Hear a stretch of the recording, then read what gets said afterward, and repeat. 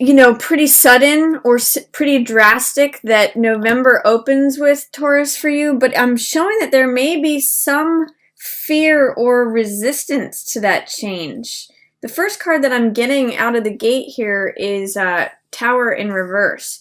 And Tower represents change that kind of comes out of nowhere, change that we may not see coming, and change that tears down old structures that have been in existence, or things that we thought were permanent.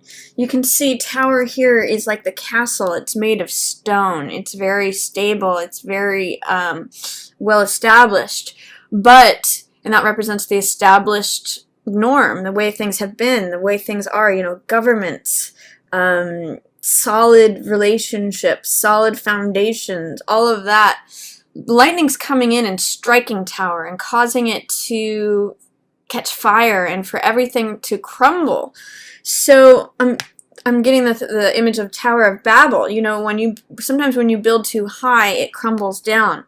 So, and sometimes, you know, even things that look the most permanent can't be sustained over long courses of time. Even ancient ruins, you know, we'll see that what was built a long time ago and was very structured and rigid in its time eventually crumbles over the course of time.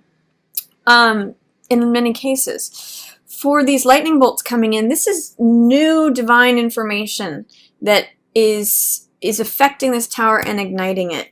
So it's sudden change, stormy change, out in the middle of nowhere, unexpected, you know, don't always see this coming. In the reverse position, it shows that there may be some fear about that, some resistance about that, some delay, in some ways, the tower energy that is very much there, the change, the sudden dramatic change, forceful change, is not being allowed to come through clearly and easily. That means that you might be resisting this, or that you might, again, just have fears or doubts about it happening. So that is going to be my first message to you, Taurus, for November, is embrace the change. Embrace the storm. Don't fight against it. Don't swim upstream. See if you can work on allowing whatever change comes out of left field, because really it's breaking open to new structures. There is someone who is a earth sign involved with this, and this could very well be you, Taurus. This is the Queen of Coins, and Queen of Coins is a very Taurian sign, you know, archetype. She's down to earth, she's practical, she's good with money, she is like the person that you'd be expecting to cook a big meal for all the visitors who are visiting, and she takes care of the animals and the children and the whole homestead here. And she is looking away from this tower. She is kind of trying to avoid it, and it's also in reverse. So this tells me if there's like this big explosion that happens, Mama ain't trying to hear it. Or, you know, she's just trying to look the other way and pretend that that's not happening over here in the background. So again, I'm seeing, if this is not you, this could also be a Virgo or a Capricorn, but I'm kind of getting the sense that this might be you, Taurus.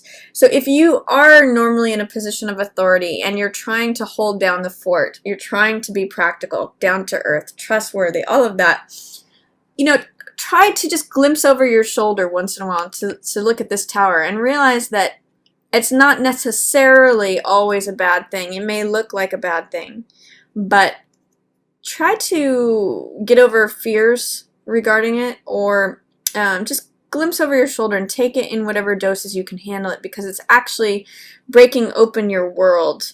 And tower's not necessarily always a thing to be feared.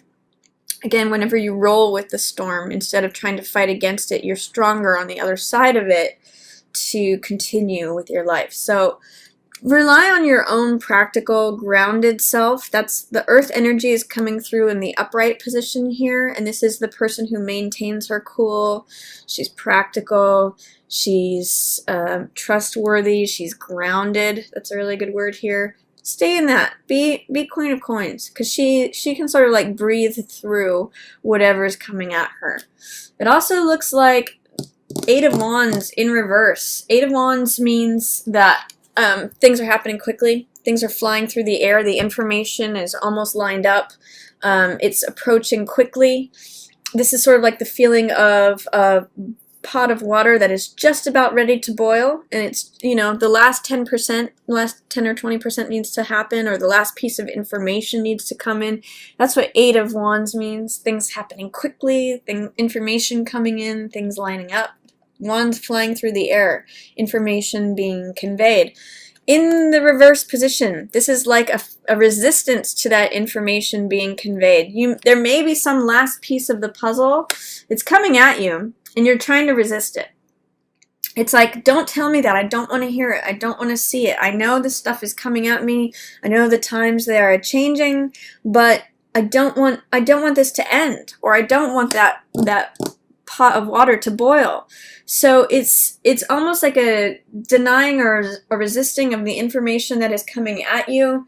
I'm going to encourage you, Taurus, if that's the case, try to be open to it. Try to roll with it. Try to look at how it might be beneficial to acknowledge what's happening. It could either be that stuff is happening when we have Eight of Wands in reverse. It could be stuff that's happening too fast for you, or it's too slow, it's in delay. It's not happening, at the right time, coming for you quickly. It's like there's a resistance to things happening quickly. There's a resistance to receiving that last piece of information. So I kind of see that there's a storm happening around Taurus here. And keep in mind, too, this is the dark night of the storm. This is like the clear day afterwards.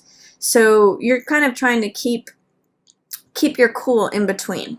And the more you can focus on allowing things to happen that are happening, it's going to benefit you. It's going to be easier to retain your calm, composed, grounded center, Taurus. Because guess what? After all that, just like when it rains, it's actually really funny pictorially with the images of the weather here, because if you look at the progression of the weather in these three cards that are surrounding who I'll call Taurus, we've got the storm that happens that you really don't want to happen in reverse. We've got the new information coming in, the thing almost being complete. It's 80 to 90% lined up, and it's a clear day in the background, like when after it rains we see these big cumulus clouds. That's being semi-resisted, but here it is at the blue day. And then here is Ace of Cups. My cup runneth over. This is like, when the new day arrives after it's rained and stormed. It's given all this life to this new flowers. Heart's energy. Cups represent heart or emotion, so it's like having your heart filled. It's the dove of peace arrives. So this is Ace of Cups, which means a new beginning of the heart. And as you can see, it kind of means joy, compassion, love, a new passion perhaps. It's that same echoing of the new moon in Scorpio energy that we've seen. New moon Scorpio is new passions, new desires. Aces are always new beginnings. Heart, Cups energy represents heart, which has to do with emotions and desires. So you're really busting forth into new desire, new passion. And for Taurus, this is regarding your relationships, because Taurus, that new moon in Scorpio just happened in your 7th house. House of partnerships. So there may be a new blooming in your relationships, or a desire for peace, a desire for passion, a desire for joy, compassion. The lotus represents enlightenment and compassion in the Buddhist tradition. So this is all a new desire, new passion in regards to relationships. So enjoy that, Taurus. You might have to get through a little bit of a storm here at the beginning of November to get through that, but don't resist it. Don't resist it. There's good stuff here for you on the other side. It says, too, you may have to become like a child again, Taurus, in order to get there. You may have to drop feeling like the expert or the queen. If I look at who these two people are, I'll actually put them like this, because he follows her. is this person's the person who's the expert. She knows a lot, she's been through a lot, that's what gives her her experience and her wisdom and her knowledge, her composure. This one, the page, is the younger version of this person. So this could be male or female, but I look at it as like the younger version. This is who this person used to be, had to graduate through to become. This is the apprentice, the person who's studying and learning about coin energy for the first time. So page is open and willing to be the novice, willing to be the beginner, willing and enthusiastic, and is like, sign me up. I want to soak up everything that I can. I want to learn. And it could be related to money. It could be related to values. It could be related to lifestyle. But there is some resistance on your part, Taurus, of being the novice again, being the person who doesn't have the experience. This may mean that you're not willing to go into an area as a non-expert, as the non-authority. This person doesn't have the authority. This is like the newbie on the block. This is the rookie, is a good word for this. But what I'm seeing is that in order to achieve the world card, that's in reverse too. In order to get to this, which is showing up for you here in the middle of the month, you have to be willing to be the rookie. Be the young part of yourself. Be the young earth sign that you used to be. Be willing to sign up as the novice and take on the role of the enthusiastic, willing, optimistic parts of page, because that's really leading you to world. And world means feeling free, feeling supported, feeling like your complete self that's getting support from the entire celestial sphere. I mean, we've got Leo the lion representing the fire energy and energy of, courageousness. Taurus here is you, representing the physical element, physicality. Scorpio is represented by the eagle, which represents transformation and is the water element. And then we have Aquarius here, which is represented by the person, represents air or the mind element. So it's like you're supported in all realms when world shows up. It's one of the best cards in the deck. It represents integration, freedom, victory, success, just completion of self, complete self. By blocking your willingness or optimism, you're blocking this, your access to this. Those are in reverse together.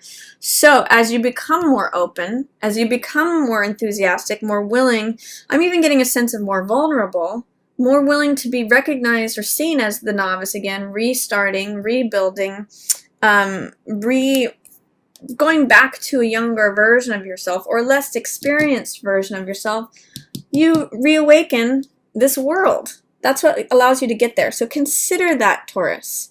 Don't be afraid to be like the young apprentice again, because guess what else it leads you to? Intimacy. Remember what I said about vulnerability? That's what this Lover's card is about. This is intimacy through vulnerability. You can see in this card, both of these people are naked, so they're being completely open with one another, completely connected. There's mature intimacy here going on, and it's love, it's compassion, it's care, it's lovers. It's as close as you can get with another human, and it's because you've been able to be vulnerable, be free, be open, be willing. It might be hard for you, and you might have resistance against that. That's what the cards in reverse are telling me. But if you can access it, this is there for you on the other side. This could be that new passion that's showing up for you.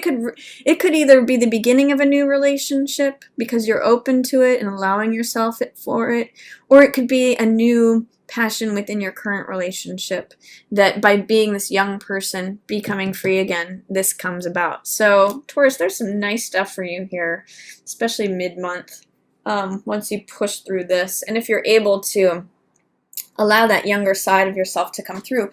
I mean, alternately, this could be another earth sign. This could be Virgo or Capricorn, maybe a child of yours that you're having a hard time with, and it's cramping in on your freedom, on you feeling like you get to be your full self. Like, this is the queen, and it could be that this is her in reverse because of interaction with this younger earth sign person, tension, friction.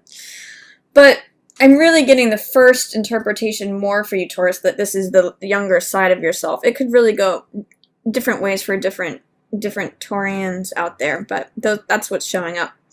And then 2, I get, this is 2 of Wands in reverse. 2 of Wands has to do with personal power, courage, boldness. It's about a spiritual journey. In the card, it's like having the world in the palm of your hands, feeling like the world is yours. It's like the world is my oyster. And you do get help with this. This is your, I call it the Sherpa, but this is like when you're going on a mountain, mountain climbing, hiking Mount Everest or something. This is the person who carries stuff with you while you do your conquest, your travel, your exploration. I actually call it spiritual journey because it's, to me, this two of Wands is a spiritual card. Integrating self and other, working with someone else to achieve something. All the plans and actions, and fire represents activity and action. When this is in reverse, it kind of feels like the gears are grinding, or that maybe you're not working well with an employee, or not working, you're subsuming your own confidence and boldness and power. It could be within this relationship that you're feeling like you're giving it up, your own confidence, boldness, personal power, all of that because of this. But it could just be that for whatever reason, you are dampening yourself, or you're feeling a little less than, not feeling so bold, not feeling so confident, not accepting help could possibly be it. While there's another person wanting to help you, it could be like resistance to that help, or resistance to feeling like you can go out and do things. I'm not sure how it's going to show up for you, Taurus, but there it is. And then interestingly, you do receive help. These cards are both kind of interesting together. This card is a card of recovery, 6 of Swords. It has to do with going from stormy seas, hello Tower, to calmer horizons. And it shows someone who's receiving help from someone else. Now, whether this is you helping someone, Taurus, or someone helping you, or you helping yourself, those are all possibilities. But interesting, I'll put it like this, interesting transition from 2 energy, two people, one here to help the other one, but not in focus. They're helping this person, maybe being resistant to it, to becoming open to help and achieving recovery through it. Healing is another great translation for 6 of Swords. It can sometimes, I've even heard it be called science. So it's healing, it's recovery, it's the application of knowledge and wisdom to take yourself from a troubled situation to a calmer one. And, that can often mean receiving help. So it looks like if you are resistant to receiving help, to going on this journey, by the time the later part of November rolls around, you may be more open to that. And this is a real channel of vulnerability, working with the effect of your world being turned upside down, maybe being more vulnerable, or accepting that you're a rookie or novice, that things are new, feel new again, that you don't necessarily have all the experience in this new situation, and maybe you are open to some help. So those are all possibilities going on there. I also see a air sign, 2 air signs in reverse, both Knight and Queen of Swords. So either of these cards could be directly air signs. So this could be Gemini, Libra, or Aquarius. And they're both in reverse. So they're not seeing things in the same way that you are, Taurus. These people are because they're air signs, they have to do with the mental element, mind people, in terms of thoughts, communication, ideas, knowledge, truth, wisdom. That's all air sign stuff. It's very mental energy. And normally, both Knight and Queen of Swords are advocates of the truth. And they can be very blunt. They can be very direct. It's actually both a strength and a liability in terms of they'll be very clear about what they think. However, in the reverse position, it's not necessarily in alignment with what you think, Taurus, and it's not necessarily to your benefit. So there could be a person who's in an authority position who is saying things that are very curt to you, Or if this is you, that you're interpreting you as both of these queens, you know, this could be you not in your own truth, not feeling like you have the right to say what you want to say or defend your truth, because that's what Queen of Swords does. Or these could be other people. I mean, again, this could be a Gemini man, a Libra man, Aquarius man. They're kind of on both sides of this Four of Cups. So it tells me that there may be some disagreement regarding Four of Cups issues. Now, Four of Cups has to do with someone checking out, emotionally especially. Cups represent the heart and emotion. And Three of Cups says, or rather Four of Cups says, these three cups are always here, they're always the same, they'll always be the same. I'm bored, I don't care, I checked out. I'm just looking at I'm just like navel gazing. I actually call this a Rip Van Winkle card, because he just like kind of falls half asleep, and he's kind of unaware of what's going on around him. He's just focused on the three cups, like, is this all there is? Whereas the universe is trying to hand this person another piece of heart, another more emotional life, more, it's this cup. I mean, look at these cards. They're almost, this is what's being depicted here. I'm handing you the cup runneth over, peace, joy, new passion, new love, new creativity, all of that. But the Four of Cups person doesn't see that, because they're too preoccupied with what's going on in you know, in sort of like their cycle of thinking, that they miss out on this extra cup, that they don't see that they've checked out. They don't realize they're asleep or aloof or bored, or, you know, they just don't, they're not engaged. They're not present. So I get the sense here, Taurus, that there is some fighting of ideologies. You know, Queen of Swords and Knight of Swords are usually on the same side. You know, this could even be mother-son, or it could be husband-wife, girlfriend-boyfriend. You know, any of those ways can translate, and they're usually on the side of the truth. But both of them are upside down right now, because over this issue of non-participation in some way, aloofness, non-engagement, not being willing to see the cup that's coming towards them.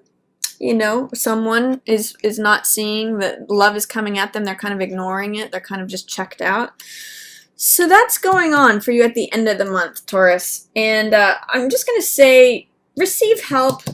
You know, be open, be vulnerable. Enjoy this lover's energy that's happening for you mid-month. Enjoy this new passion, new desire that's coming for you, like after the storm. There's a lot going on for you in November. So if it can help you, water energy is going to help this. If there is any dialogue between two people that is in conflict or in tension, bring water into the situation. Bring heart energy into the situation. This is where you unite, you know? Don't do a standoff ideologically. Let heart energy fuel what's going on here. So that's my reading for you, Taurus, for November.